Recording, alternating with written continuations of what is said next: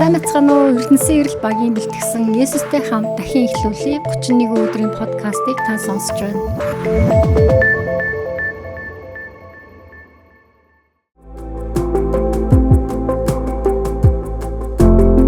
Та нар бол хүн төрөлхтний хувьд гэрлэн мэд хүмүүс. Уулан дээр барьсан хотыг нуух арга байхгүй.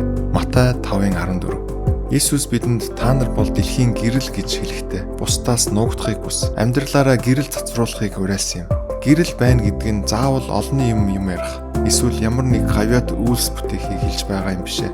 Харин гэрэл гэдэг нь үнэнч байдал, уучлал, хайр, инрэл, зөв сонголтоор илэрдэг. Уулан дээр баригдсан хот нуугддаггүй адил Есүст итгэдэг хүний амьдралч бусдад харагдах нь зөв ёсны хэрэг. Та харанхуйд нуугдах хүн биш. Та бол гэрэл. Тиймээс өнөөдөр байгаа газараа үнэнч байдал, уучлал, хайр инрэл, зөв сонголтоор гэрэлтэн амьдраарай. Мөнхийн эзэнтэй ярьцгаая. Мөнхийн эзэн минь, та биднийг харанхуйд нуухын тулд биш, харин гэрэл болгон дуудсанд баярлалаа.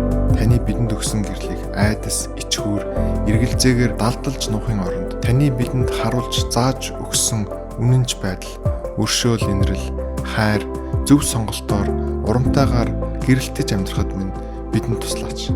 Өнөөдөр бидний үг, үйлдэл, хандлага бүр таны гэрлийг бусдад тусгаж байг. Бид хаач байсан таны гэрлийг өвлөн авч явахад биднийг удирдаач. Есүсийн нэрээр гуйж байна.